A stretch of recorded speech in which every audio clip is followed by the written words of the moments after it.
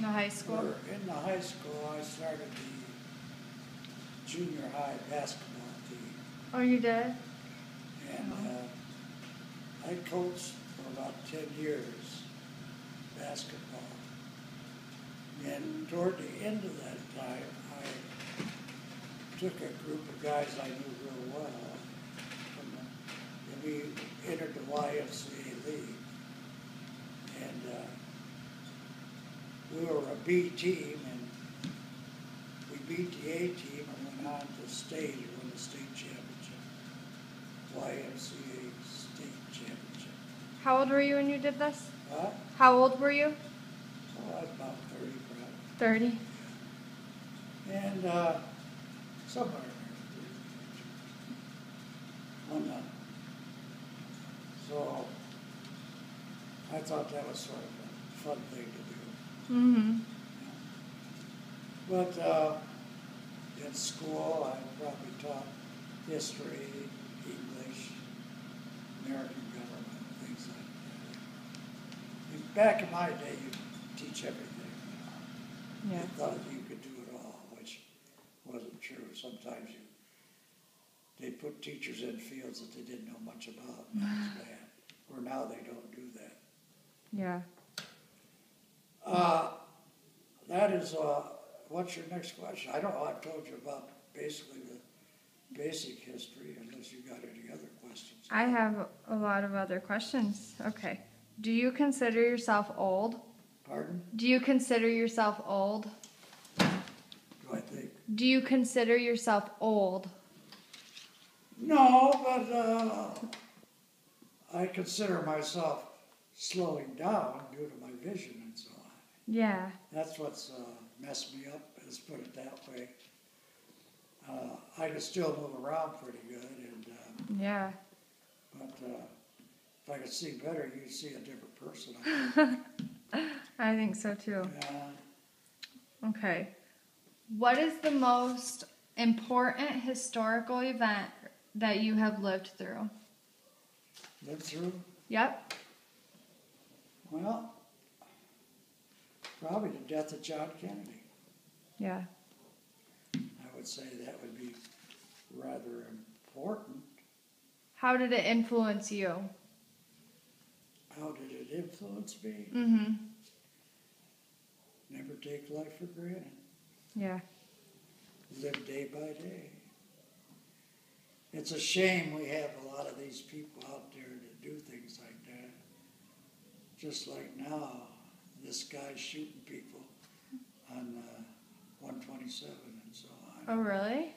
And Uh-oh. he's been taking pop shots at cars and things like that. He's hit 27 cars and they're still looking for him. Wow. 127 and 196 or something like that. Okay. Down by Lansing, kind of? Yeah, Lansing area.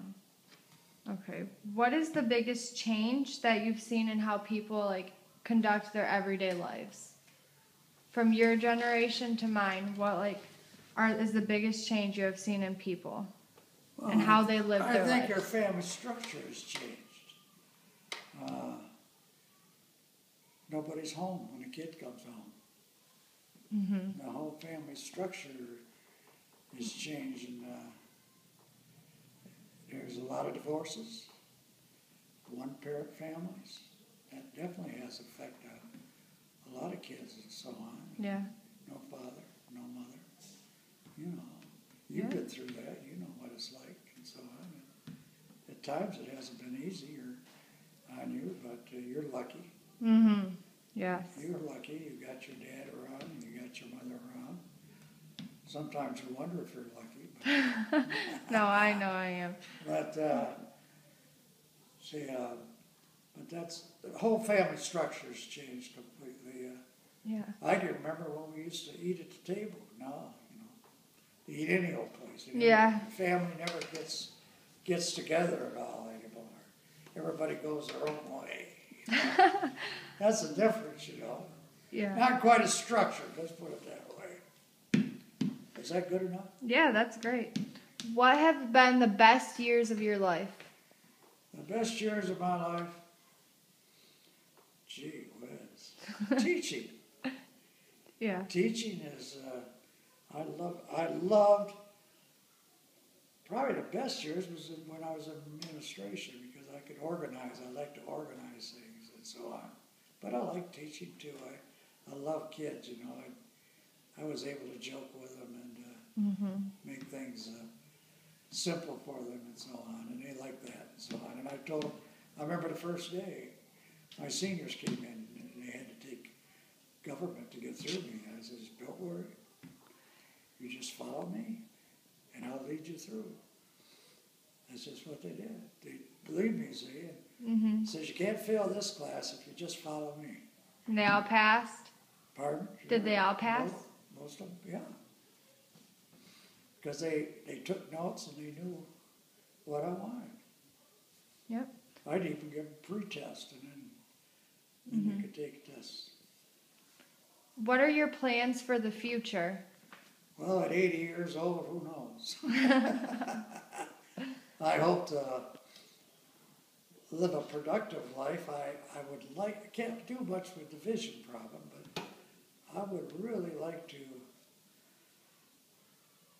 I desire to live to be 100 if possible, but I don't know if I'll make it. You never know.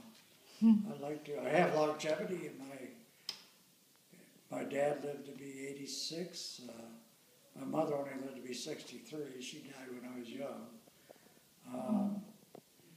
She was 63, but let's see. But my granddad was 80-some. My grandmother was 95. My grandmother was 96 or 7, great-grandmother. So, you know, I got a chance, you know. Absolutely. I got some longevity in me. How are young people today different than when you were young? No different. No different? You know, you got your own ways of doing things, you know. I think sometimes they're smarter. You know, I really do. They got all these modern technology and so on, working with them and so on.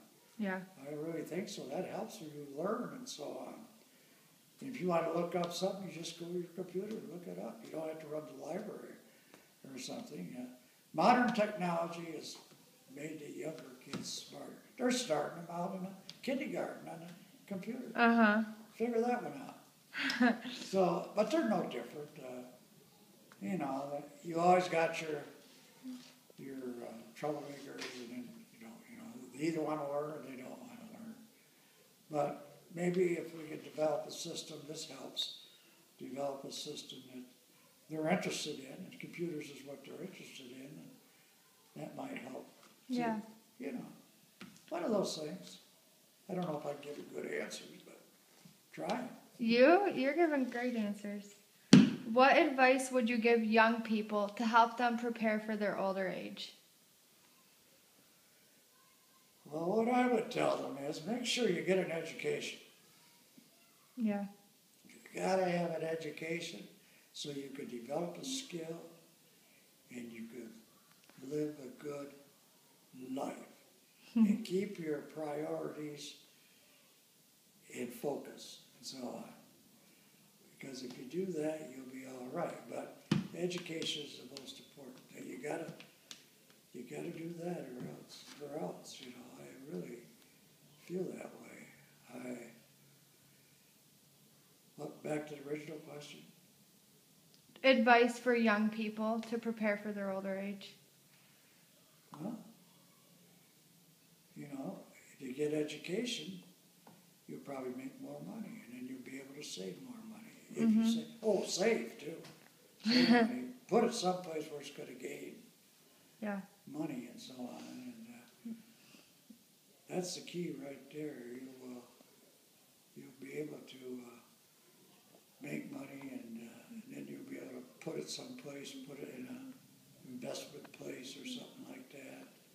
And that will certainly help you in your older age. Get a job. You get a good pension. If they'll offer you a pension anymore, they cut back on the pensions. And, you know. Then you got that money rolling in, plus your Social Security. Yep. All right. Tell me about your religious experiences. My what? Your religious experiences. Did you My go to religious- church My or? religious experiences, I am an Episcopalian. Okay. I have always been an Episcopalian. I've done some work in the church. I'm like some people, I backslide once in a while, but that is my only religion I've ever had. Mm-hmm. But I guess everybody has to have, you don't have to have a religion, but No. you do. You know, Mm-hmm. All right. What has been the hardest choice you have made in life? the hardest choice. God, that's a toughie. Hardest choice I've ever made in life. Well, I went about 40 years without marriage. Mm-hmm. Since I've been married 4 times. I've had some good wives, I can't argue about it. Some good wives, a couple of them died. Yeah. But I'm sure your grandmother was quite a gal. I liked her real well. You know, I can't argue that I did not have good wives. Yeah. It really wasn't a difficult choice. It just was a choice that I made. So Yeah. people said, "Why did you get married a couple of years ago?" I like company. I like people. I really do. I don't want to be alone all my life. No. At 80, who wants to be alone? No, nobody. Yeah. Okay. All right. I think that's it.